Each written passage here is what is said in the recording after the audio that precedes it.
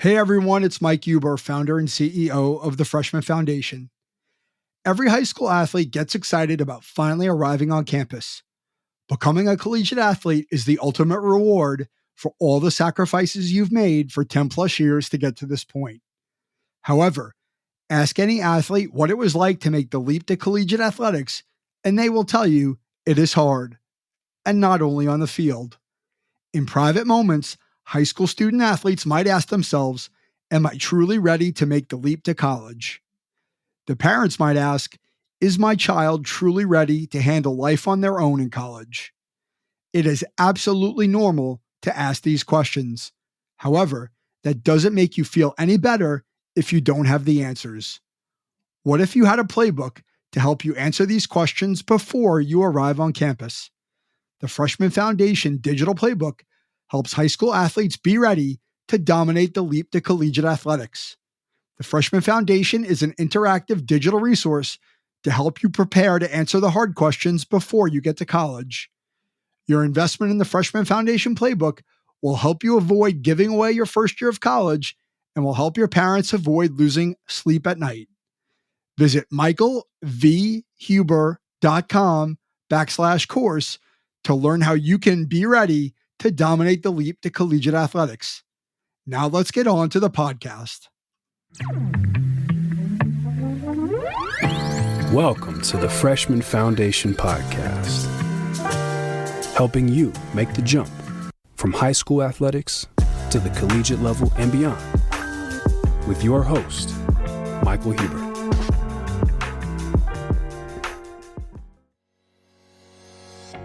How is Annie Delre teaching young women the stuff she wishes she knew in high school? Welcome to the Freshman Foundation Podcast, where we help young athletes be ready for every next step in the game of life through mental performance coaching.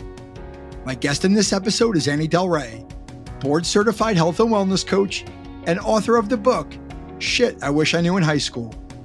Annie's inspiration for the book was sharing what she learned in high school with her younger twin sisters.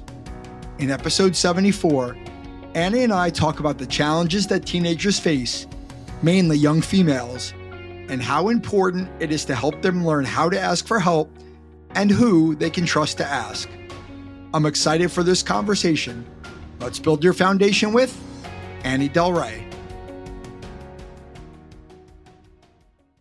Hey, Annie, how are you?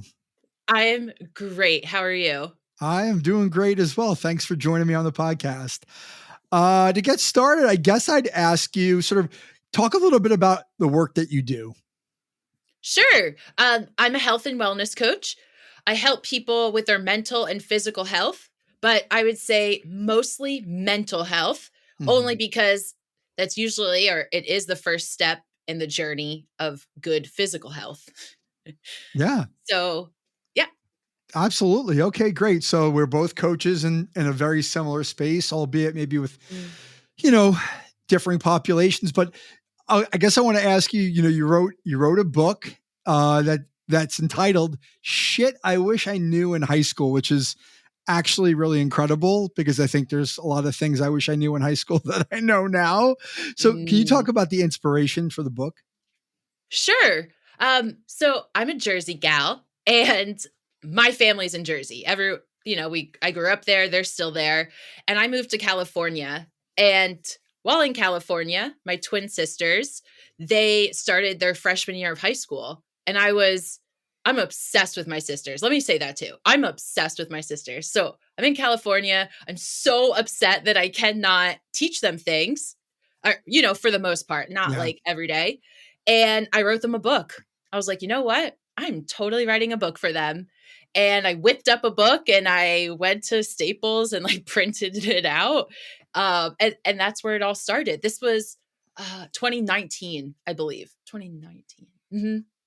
What's the age difference with your sisters? I'm 12 years older than them. Oh, wow. Okay. Yeah. Okay. Right. Are they still in high school? Actually, they just started community college, which is exactly how I told them it would go too. Yeah. Yeah. And it's funny. I was looking through your book and I saw that. And I think so let's talk about that. I wasn't planning on focusing on that, but I really like that piece of advice, because as a parent who's somebody who's been through 4-year college, who's been through grad school, one of the lessons that I've learned in general is like college is really expensive. And like just going to college for the sake of going to college and not knowing what you want to do with the degree is a huge waste of time and money. Mm. Right. And so your advice to your sisters was go to community college, like go set the foundation and then go do whatever you want. So can you talk about that advice and how they've followed it? Sure. You really hit the nail on the head. The idea of why go if you don't have a focus. Like there has to be an end game.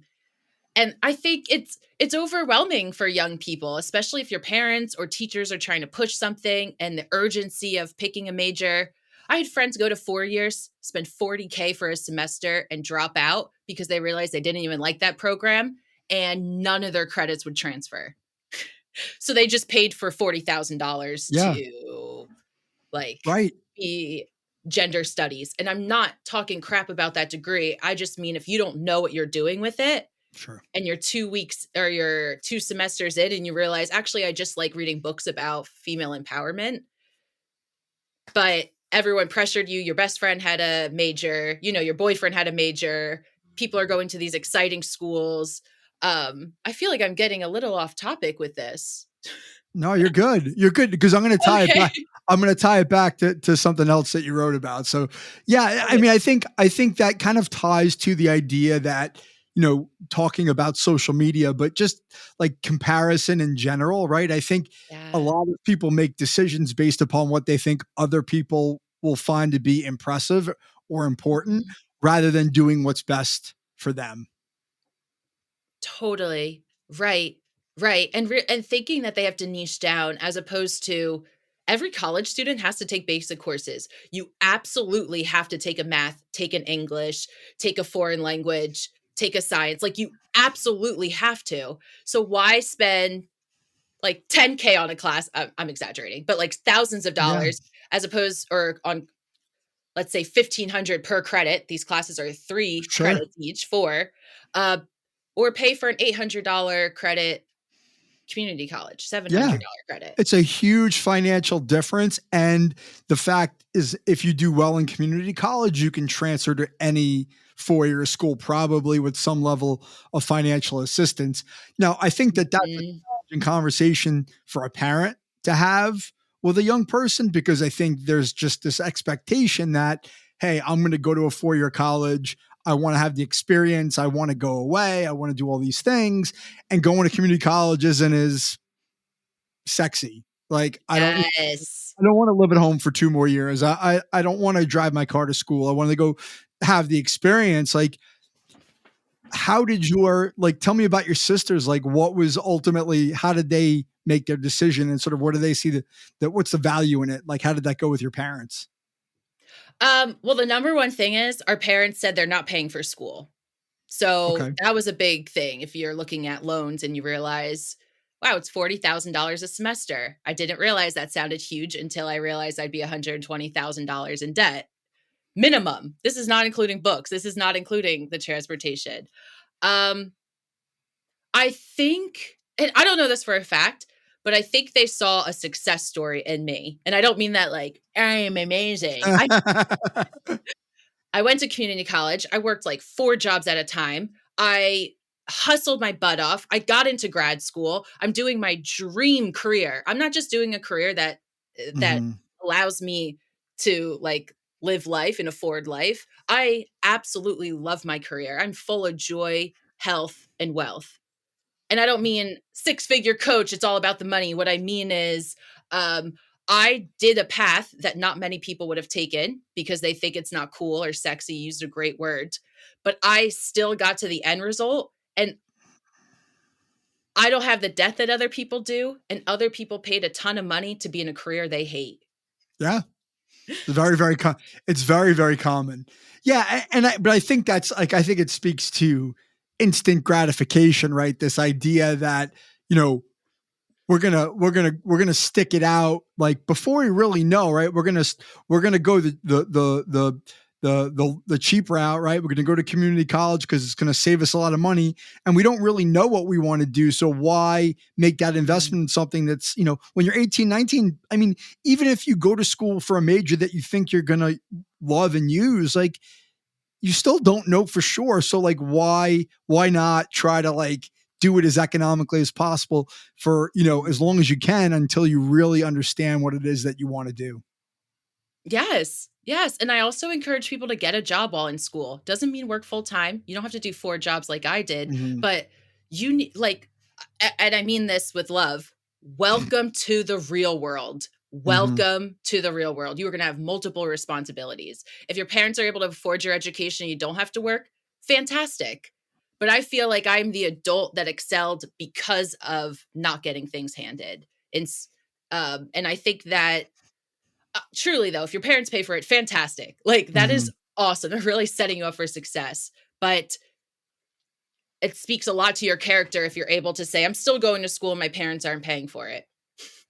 Well, I invest in myself because I believe in myself. That's what I would always say. Well, I think I would even challenge, I would challenge it and say that I think one of the things that parents feel the expectation to do is to pay for college without that young person having an investment, right, in the in the process. So they just go and they do whatever.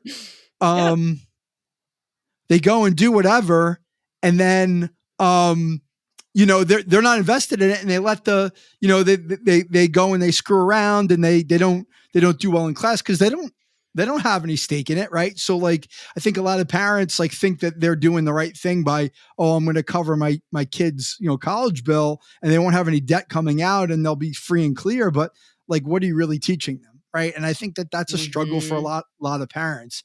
One of the other things that, you talk about in the book that I'm really big on in the work that I do with young people is speaking up for yourself, advocating for yourself, and recognizing that the adults in your life may not always know what's best for you, or they're human and they may do things that aren't totally aligned with what they should be doing, and that you need to recognize that and sort of stand up for yourself. Can you talk about that and maybe what your experiences were in that respect? Sure. It's this idea of power plays. Teachers saying things or principals saying things just to feel that power over children. And the word is children. These are children, right? And you would learn this so that you can call out your bosses when they do inappropriate behavior, or adults in places that do inappropriate behavior. So, for example, I talk about this in the book. A boy was harassing me in front of a class. He was telling me to go kill myself. No one liked me. I was a blah, blah, blah, blah, blah, blah. And he was a football guy and a wrestling guy. And the football/wrestling coach was the gym teacher supervising the class. So he lets this boy tear into me in front of a whole class. I mean, very abusive words. And the teacher, I just walked out of the classroom. Like, the teacher didn't stop it, and I had to walk out of the classroom and remove myself and then go to guidance to tell them what happened. But an adult in a situation when a boy or a girl is mentally and verbally abusing someone, as an adult, it is up to you to stop this conversation, to de-escalate this situation, to report the boy who's doing this behavior. So teachers like that, that's inappropriate. They need to be reported to say, you're supposed to be protecting us, and you're actively letting people abuse us. And you're showing the entire class that it's fine. Yeah. As far as I'm concerned, you're showing that it's okay if the football/wrestlers do it. Like, all of these things, right? So that's just and it's, I think it's a pretty strong example. And I think, it's one where I think people who are listening would probably be like, yeah, like that makes complete sense. I think for me, I think the examples that are a little less obvious are the ones where it's similar in that the adults, the coaches, even parents to a certain degree, who have a vested interest, right, in a situation like that. Like, I don't want to get this kid in trouble because he's one of my players and I'll just let it go. Like that applies in other ways, right? Like adults are self-interested, right? Even though they're supposed to be looking out for the best interest of the child, Yes. they're actually looking out for their own best interests. And from an integrity standpoint, they may think they're doing the right thing, but they're not really, they don't have clarity on what is the right thing to do, right? So in that instance, Mhm. young people have to learn how to stand up for themselves in a respectful way, but to do the things that they need to do to protect themselves. And that's not always easy because we're raised to Uh, listen to adults, right? We're raised to yeah. listen to people and, they tell us what to do and we do it. And so to speak up or to stand up to them and set boundaries is not the easiest thing in the world to do. So like Mm. in doing that, like how would you suggest to your sisters, right? Say if they were in that situation, how do you set that boundary? Reporting and speaking up for yourself, but also letting others know that you spoke up for yourself. So a lot of people aren't speaking up because they feel like they're the only one, or yeah, they feel like as if they're the only ones, or they don't want to be the squeaky wheel. But when other people vocalize, this is messed up, and I'm telling someone, that's why when people report things, all of these other victims come forward because Right. no one wanted to be the first. Yeah. It wasn't until after I told girls about teachers hitting on me that multiple girls said, "Oh, they tried talking to me too," but no one brought it up until I did. So, just the idea of speak up.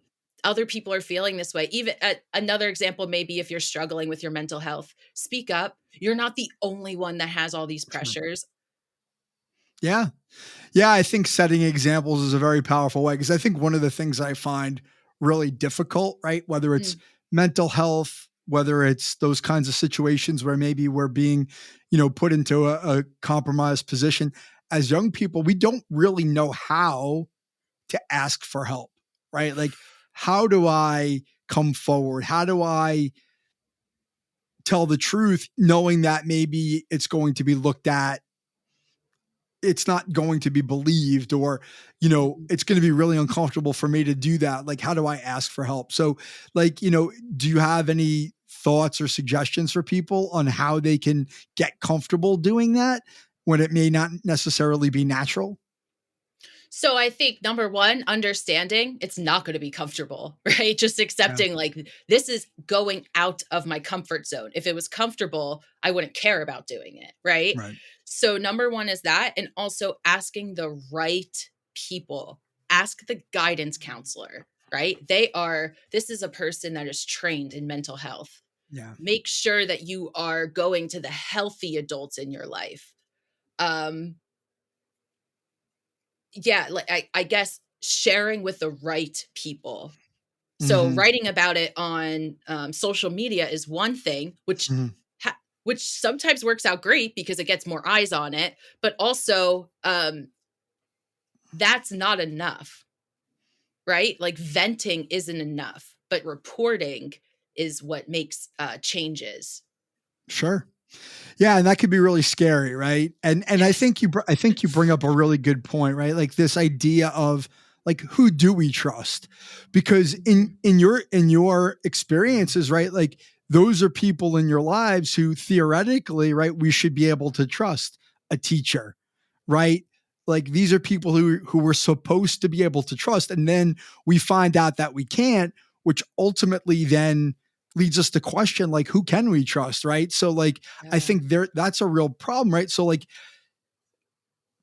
going to a guidance counselor, hopefully that person I can trust them, right? Because they're trained, but like how do you just in general like how did you learn to trust people, or how did you learn how to make choices about who to let into your life with important information or things that were private to you or things that were maybe going to create a problem? Like how did you learn to trust those people? That's a great question.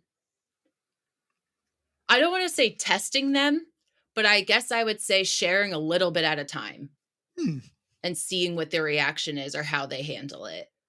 Um, so for example, if you're, I don't want to say telling on, but let's say you're telling on another kid to the guidance counselor to say, I want to keep my name out of it, but this and this happened. These were said in my class. I just want you to know, right? Whether it was verbalized to you or not, because I think it's just as important to report bad behavior, even if it's not directed at you.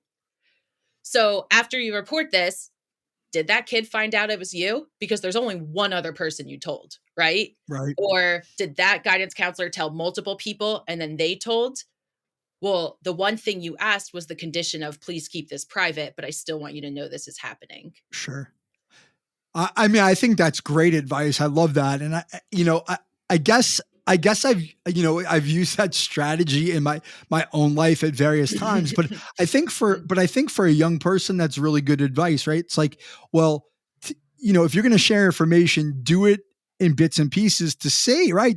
I think testing is a great word, right? Like, let me see if this person's going to keep their promise to me, or if they're going to use it against me, or they're going to say something to the person who I said not to tell it to, right?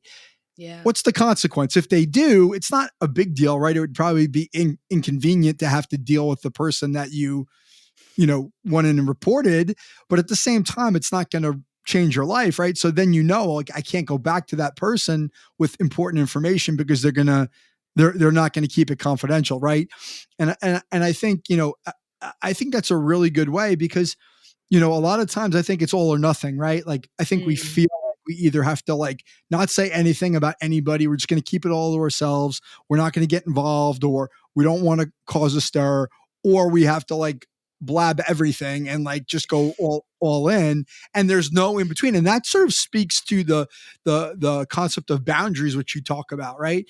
Like, how do we set healthy boundaries with different people, different types of people we know we can trust, the ones we can't? How do we say no? I mean, that's a really hard skill, like certainly one that I didn't learn till much later in life, well beyond high school. It took me a long time to get comfortable with saying, hey, this is what I'm okay with. This is what I'm not okay with.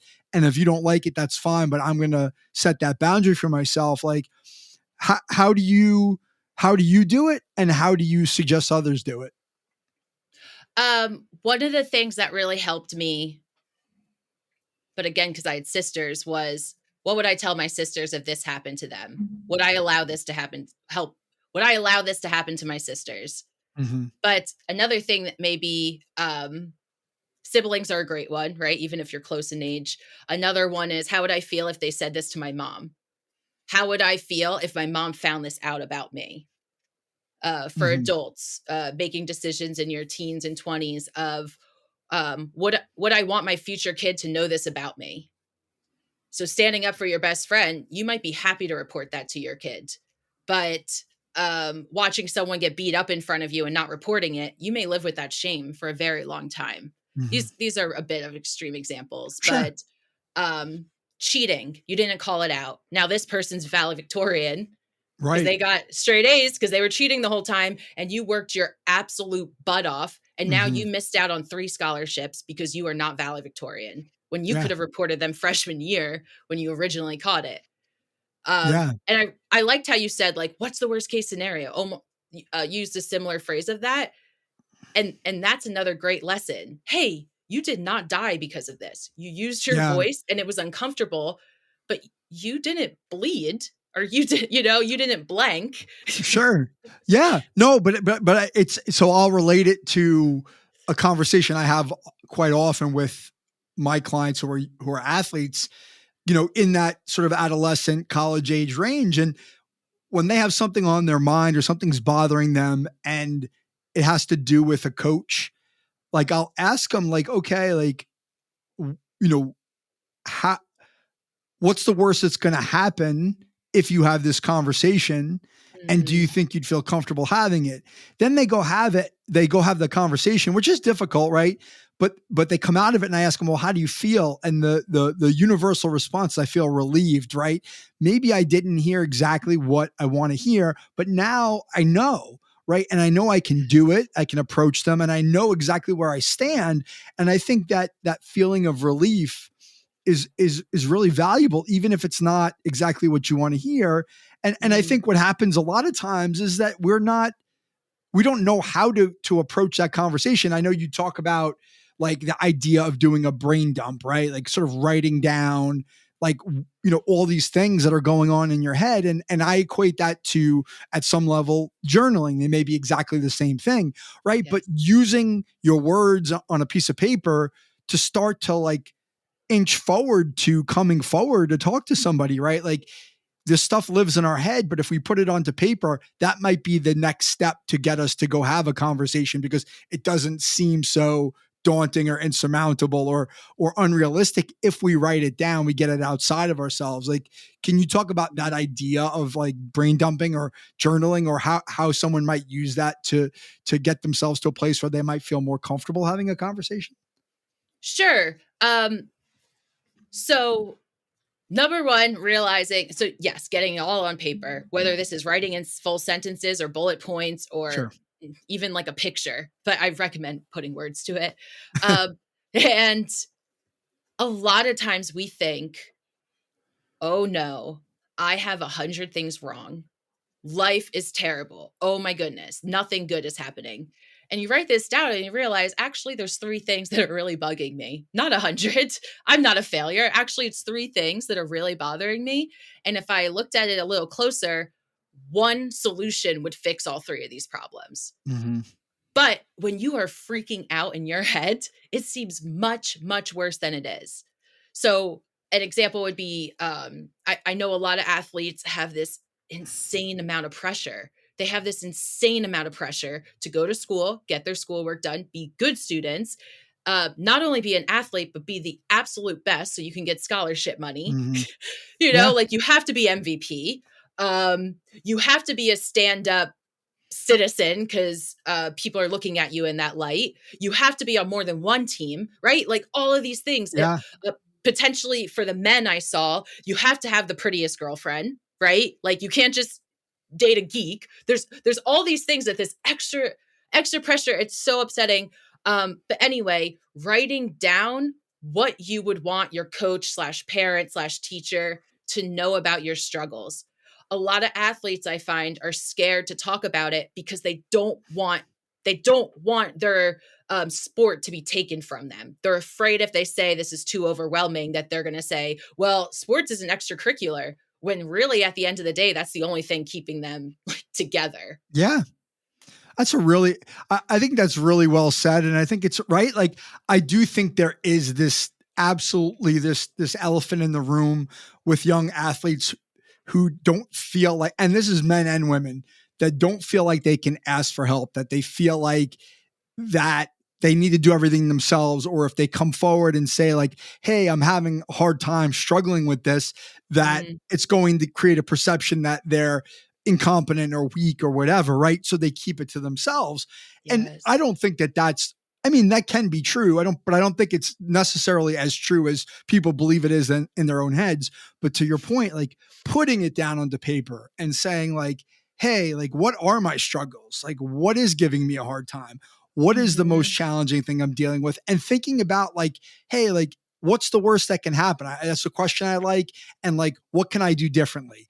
Those are 2 questions I really, really like, because the worst that's going to happen is probably not nearly as bad as what you're imagining in your head, first of all, right? Second of all, like, what can I do differently, right? Like, what are the things that I can control to change the situation that I'm in? And I think that like, that's little stuff that starts to move people in the direction of making change. Whereas I think when we're in our head, we can't really wrap our head around it, because your point, like, we think that like the absolute worst is yet to come. And like, if we let it out, it's like everything's going to come crashing down on us. The flip side to what you said too, I think is really important, is because I do think what you said is true, right? There's probably only 1 or 2 really things that are really, really bothering us, but it seems like 1,000 because we're catastrophizing all this stuff in our head. The flip side too is practicing gratitude, right? Like, what's going well in my life, right? Rather than focusing on all the bad and how do I fix it and how do I deal with it? Like, what are the things that are actually going well for me that I'm ignoring because I'm taking them for granted, or I'm just not wired that way, right? Like, how do we practice gratitude? Like, is that something that resonates with you? Oh, 100%. I absolutely love gratitude. And I don't want to say a quick fix, but something that I teach people, especially if they're struggling with sleep, is when you're lying in bed, do a gratitude list in your head and fall asleep to that. It changes the game. And this gratitude list doesn't have to be, I'm so grateful that I'm the president of my class. It could be, I am so grateful that I am on a soft mattress. I am so grateful that I live blank. I am so grateful that I have a good like mom / sister / coach, whatever it may be. It doesn't have to be, I'm so grateful that like I'm prom queen. It's actually, I believe, even better when you're able to have those gratitude for those small things. Sure. I tell clients, start with that you have a warm bed, that you're in a secure neighborhood or a safe neighborhood, and that you have clean running water. Because for the most part, people do have those top three. Yeah. At least here in America, I should say, for the most part. Yeah. Well, listen, and I think, the more you go through that exercise, the more you have to be creative and think about the little things to be grateful for, because I think the big things are obvious. We just take them for granted. But then when you start to do it every day, you're like, well, I thought of that yesterday. Like, what am I grateful for today? Or like, I woke up, like stuff that we totally take for granted, or like I could brush my teeth, or like all this stuff that's like not everybody has access to, or things that keep us going. We just sort of, we assume them away, and we focus on all our problems and all our challenges and all the threats to us. And we just think like, it's really, and I find this with athletes because there's so many good things that they do that have allowed them to be successful and that have put them in such a good position, but they just push that all to the side and they say like, hey, what's wrong with me? Or what can I do differently? Or how do I fix this? Or like, this is really, it's a struggle. And like, it takes them out of a place of confidence and puts them into a place of anxiety. And they have control over that if they really, really want to shift their perspective. So it takes sometimes it takes a coach, right? Whether it's somebody like you, somebody like me, doesn't really matter, to sort of help them see the other side of it when they're sort of caught up in their own stuff. Definitely. And that comes along with a support system. A lot of times, and I'm sure you've seen this, right? There's the kids with the parents who is absolutely screaming at them every game, telling them they suck, Absolutely. putting out everything. And then you have the other parents who are just like, good rebound, right? Yeah. When normally no one would like recognize a rebound or Absolutely. Whatever, or good hustle, right? They just say these like little things, but they're not persecuting them while they're on the field or wherever they may be. Sure. So is your coach someone who embarrasses you in front of the entire team often, even though you gave it your all? Or is your coach saying, this was a rough game? I whatever it may be, right? Well, right. And so I think you've hit on a couple of really important things, certainly things that are near and dear to my heart. Like, I'm a big believer in, like, if you're the parent at the game or even the coach, frankly, I mean, listen, coaches are coaching and sometimes they have to give criticism, and I get that. But if you're a parent at a game, right, like, focus on the good and keep your mouth shut when there's a mistake, versus, vice versa, which is usually typical, which is like you're always screaming out, do something different, you screwed up or whatever. And you don't point out the good stuff and the controllable stuff, right? That's one thing. But to go back to what we were talking to before, right? Whether it's any adult, right? Like, you can't control what comes out of the adult's mouth, right? So as a young person now, you've got two choices, right? You keep your mouth shut, you internalize the criticism, you accept it, you accept embarrassment, you internalize it, you feel shame, or can I draw a boundary with that coach? Maybe not in the moment, right, where I'm starting an argument in front of everybody, but after the game, can I walk into the coach's office and say, hey, coach, like I know you're trying to help or you're trying to coach me. I get that, but like, it's not helping.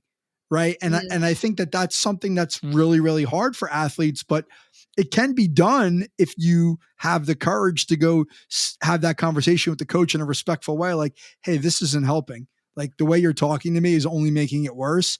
And you know what? That may be used against you, but is it better than just sort of swallowing it all and continuing to feel that shame and have it build up and feel that pressure of like, well, now if I don't play better, it's going to get worse and worse and worse.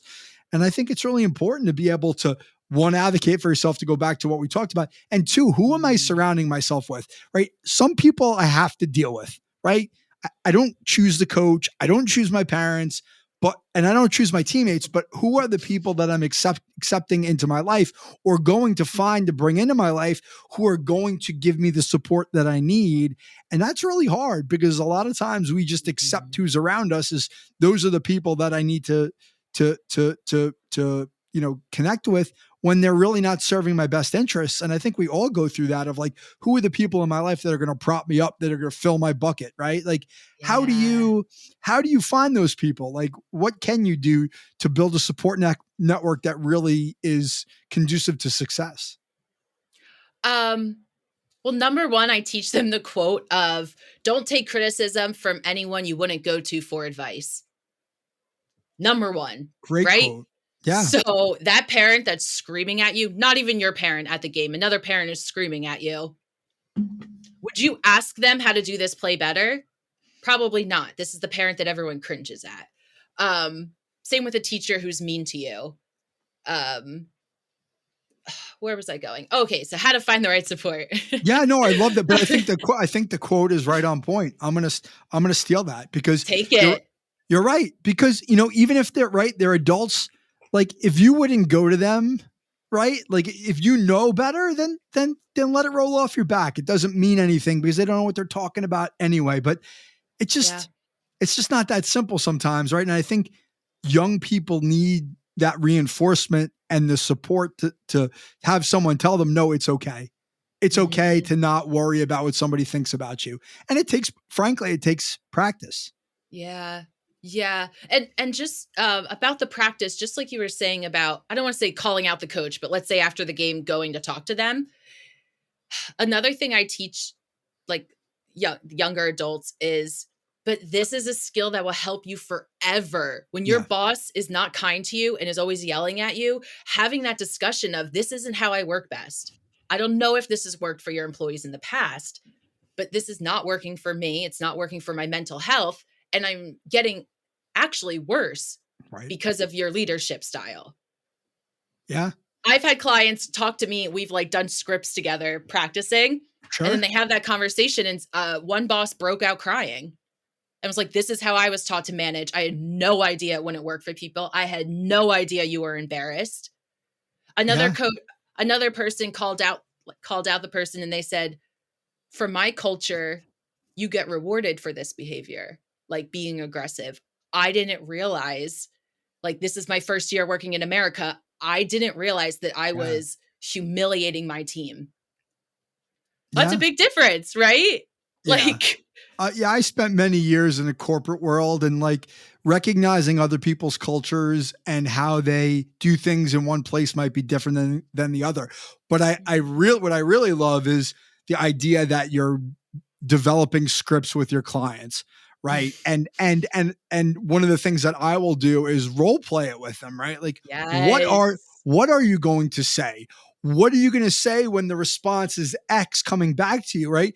Sort of playing it out so that you're prepared or at least have a sense of like, hey, how's this going to go? Because I think that's probably the biggest barrier to having those conversations is that you're imagining the worst and you're so anxious about it that you just don't do anything and you're just paralyzed versus, hey, let's work this through where you like, hey, let's play it out and like know what you're going to say and have a response to the objection.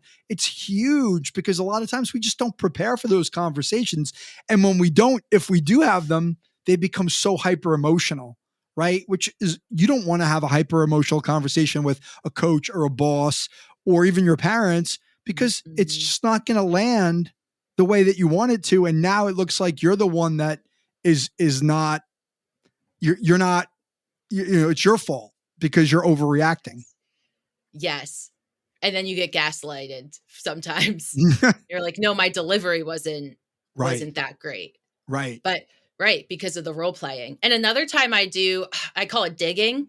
And I'll say, and what's the worst thing that could happen if blank? Right. And they'll say it. And I was like, why is that? What's the worst thing that could happen with that? Well, blank. And what's the worst thing if that happens? And then they get down to this little answer and they realize, wow, I'm not going to die. I know I keep saying that, but I just mean like, oh, wow, I'm not going to get fired. Or wow, I'm not going to get suspended from school. Or wow, my significant other is not going to leave me because I had a difficult conversation with them. Right. Exactly. Yeah. And I think that's a great technique, because I think to me, it all comes back to the idea of keeping things in perspective, right? It's Mm, really hard to keep perspective when you're only in between your 2 ears. And when you're a young person, you don't have enough experience, right? to even And hold listen, on. right. And even if you're an adult, sometimes you don't have enough experience to, like, you still have that conversation with yourself. But when you're young, you really don't know, right? You think that if Mm, I say this or I do this, the absolute worst thing is going to happen. And it's just not true. But you maybe need some coaching, or you need someone to make you realize and feel comfortable with the fact that if I go have this conversation, it's not going to be the end of the world, and that I'm going to learn from it, and things will probably even get better if I do it. Um, so, yeah. in the book, you talk about a few things that are near and dear to my heart: therapy, meditation, and breathing. Meditation and breathing are things that I do with clients for a variety of reasons, and I meditation particularly is really a foundational part of any coaching relationship that I have, because I just believe that it serves sort of to be the foundation. But therapy is something I've done myself personally. I don't practice therapy, but I think it's really something important for people to do. Can you just talk about Yeah. how those three things shape your work as a coach? Yeah. I think awareness, building awareness. How is your body feeling and how is your mind feeling? A big thing I teach people is also the idea that meditation does not mean that you are shaving your head, being a monk, sitting on top of a mountain, Yep. right? Like, and that is people's first thought. I can't sit with, oh, I'm not doing it right. I'm not doing it right. That's a big answer. I've tried it. I'm not doing it right. So what I say to people is, let's do a mindset shift. Actually, when you catch yourself drifting, you are doing meditation. That is the point. Like, congratulations. And the idea is the more you build that awareness, the longer your brain is able to, let's say, shut down. So we spend more time beating ourselves up as opposed to being in that acceptance phase, which ideally we would spend most of our life in the acceptance stage. The first time someone said the phrase to me, "It is what it is," I swear to you, I almost punched her across the face. And now that it's been a few years, I totally get the phrase of "it is what it is." You Yeah. have to accept it. Except, What is the next step? yeah. And so the way you articulated that is exactly how I explain it to my athletes, because it's the reason why I bring mindfulness to the table right off the bat as sort of one of the first things we do, is because you have to have the awareness, right? And what ends up happening is when you're performing, you're playing, and you make a mistake, what ends up happening is you get so caught up in the mistake, it's distracting you from what's happening in the present moment.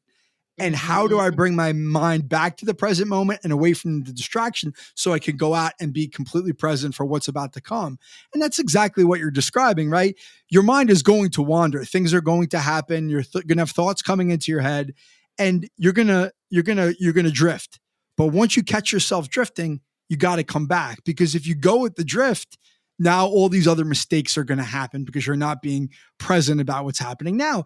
And that's what being mindful is all about. And I get the same objections, right? Like, I think you wrote in the book, like, like, I'm not good at it, which is like totally not, it's not the point, right? Or the point is not to clear our mind completely from everything. It's to recognize, accept, and then get back to where you want to be. It's such an important practice for all of us, because our minds will take us wherever we want to go. It'll take us if we follow that path, rather than just accepting the fact that, hey, these thoughts are just thoughts. Hey, let's come back to where we need to be, which is reality right now.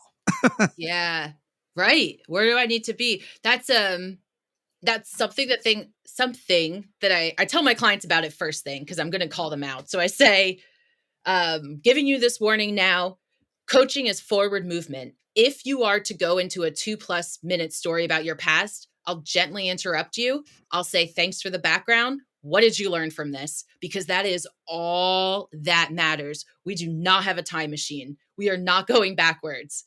In therapy, sure, unpack it, heal it, process it. But while we're in the coaching setting, we are only going forward. So let's talk about solutions, not the problems. Mm-hmm. Yeah. I think that's really well said. Yeah.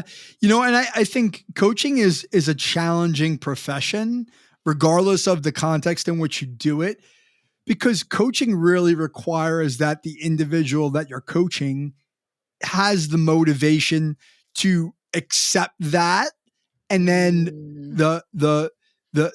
is committed to doing the work to move themselves forward. There's only so much a coach can do, right? You can lead the horse to water, to use the saying, but you can't make it drink. And that's what coaching is, right? Which can be frustrating as a coach, because like you're giving them the information and the tools and really like giving them the path to get better. And I think for a lot of people, even though they want to get better, it's uncomfortable. And so they're not motivated enough to really like stick their neck out. Yep. That's exactly it. And then gently having to tell them, I don't think you're ready for coaching. And I think it's unethical to take your money when you're not ready for coaching. I will refer you to therapist. Yeah. Because it's inappropriate. We are not gal pals getting lunch, right? And I have so much fun with my clients. You see how I am. I laugh. I have a great time. But you're paying me as a coach, not a gal pal at Starbucks. And not as a therapist. We are not doing talk therapy. And just being, and what I say to them is, I respect you enough to tell you this. Yeah. Yeah. That's what it comes down to. I respect you and love you enough. Truly, I love you as a person. And that's why I want you to get the right help. Yeah. Yeah. No, I think it's really well said. And I think it's important, and it's really challenging, right? Because I think people come into the process thinking that they're motivated, and then they get into the process and they're not as motivated as they thought they were. It sounded like a good idea, but it's not, they're not ready. Right. And if you're not ready to change, you're not gonna, and I think ethically you make a really good point, right? If they're not ready to change, like you're not going to take their money because they're not, and it's not, we're not doing any good, right? They have to be in it. So that's really, really interesting. There's one more thing I think I wanted to just sort of highlight, because I and this is really selfish from my own perspective, because I thought it was really interesting, is the idea of forgiveness and being able to forgive other people, right? Like, so talk to me about that. Like what inspired that particular section of the book? I think one of the big things was I was a mean girl. I was a mean girl in elementary, middle school, and high school. And I would love if people forgave me for this bad behavior. And also, it does not serve you to hold on to that anger. That's essentially what it is. Even if it's for, like, let's say a selfish reason to release that, it is not serving you to be that angry at someone. And realizing, what if potentially I saw them on the worst day of their life? What if that is the worst thing they've done? Or like something like that, or the idea of we're all humans. Yeah. Well, so that resonates with me personally, because I think there's a couple things that are really, really important there too. One is like, forgiving yourself, right? Like you were a mean girl, but you don't have a time machine and you can't take it back. Right. No. So what are you going to do? Right. You could forgive yourself for being a mean person. There was probably infinite reasons why you were the way you were. And there's nothing you could do about it. Right. And maybe if you have access to those people that you were mean to, could you make amends to them? Certainly. That would be one way. The other way is to just say, hey, like, this is my life then. I'm not the same person, and move on and not carry that guilt, because that's not going to serve you either. Mm-hmm. The side that you came from, which is like one saying that I've learned in my life that I really love, is like, resentment is like drinking, poison and expecting the other person to die, right? From it, right? Meaning like, what's the point of me being angry or resentful towards this person that I feel like they've done me wrong, but I'm eating myself alive, because I'm placing that blame on them that, there's nothing I could do about it. Right. So like, there's a lot in that, because I think if I tie it back to the work that I do, I think athletes have the hardest time forgiving themselves. They're constantly beating themselves up. I should have been better. I should have done this. I should have done that. I made that mistake.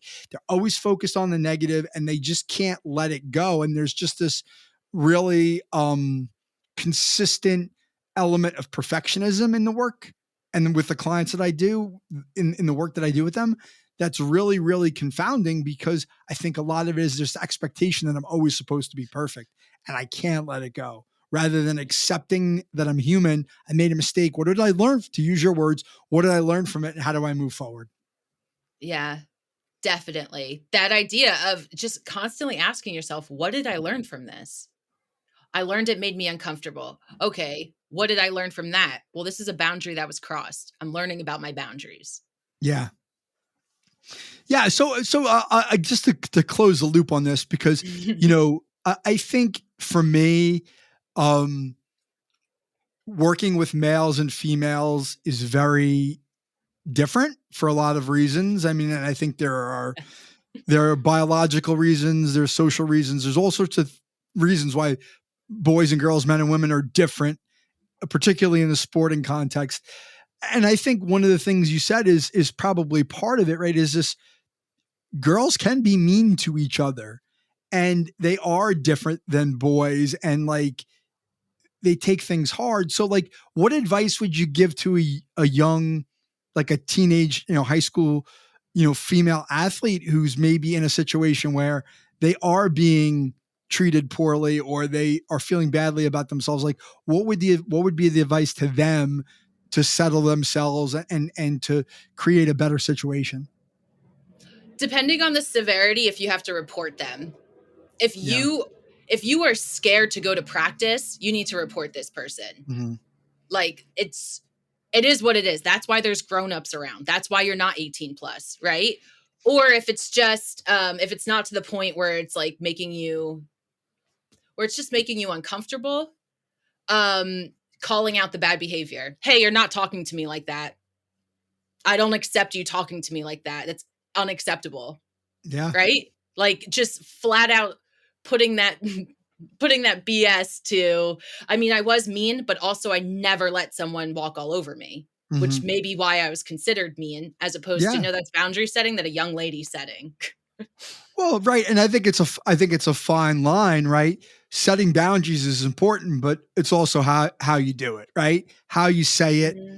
Sometimes it's not what you say, it's how you say it. Right. And I think that's something you learn, I think, in time, right? We're not really taught that necessarily, whether it's in school or at home. A lot of times we sort of model the behaviors that are taught to us, which a lot of times it's not,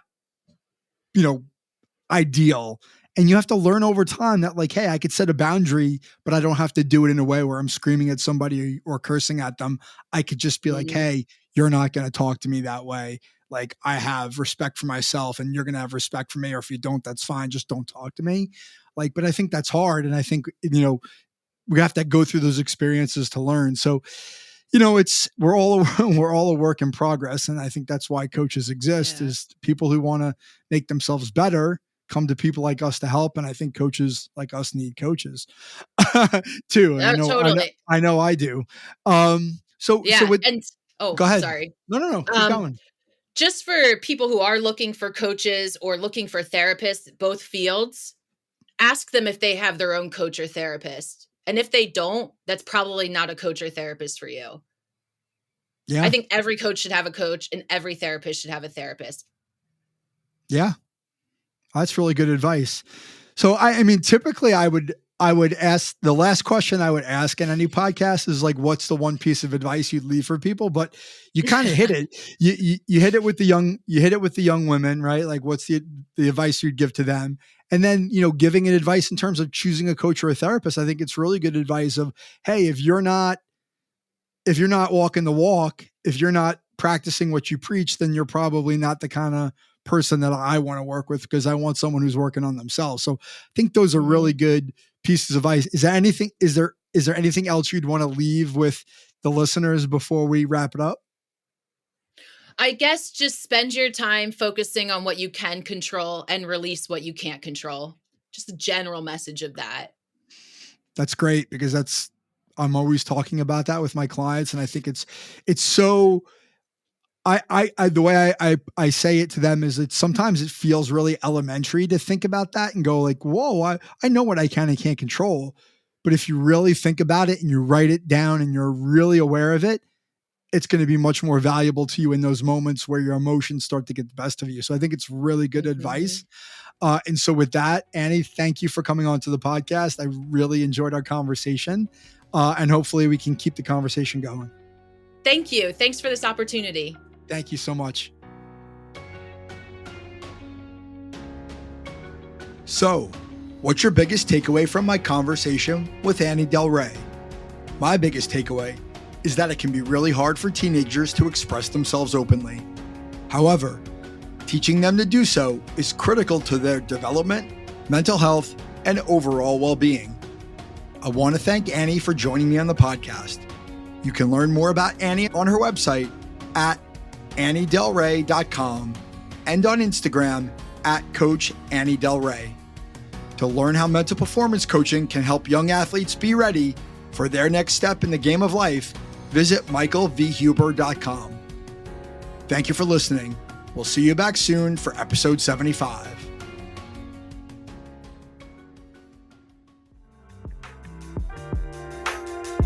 Mike Huber is the founder and owner of Follow the Ball Coaching, located in Fairhaven, New Jersey.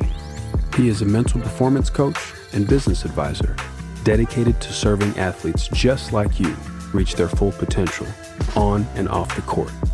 The Freshman Foundation is all about helping you get to the next level. For more information, follow along on Instagram at the Freshman Foundation. Please subscribe, give us a like on iTunes, Spotify, leave a review, tell a friend. Most importantly, come back in 2 weeks, ready to get better.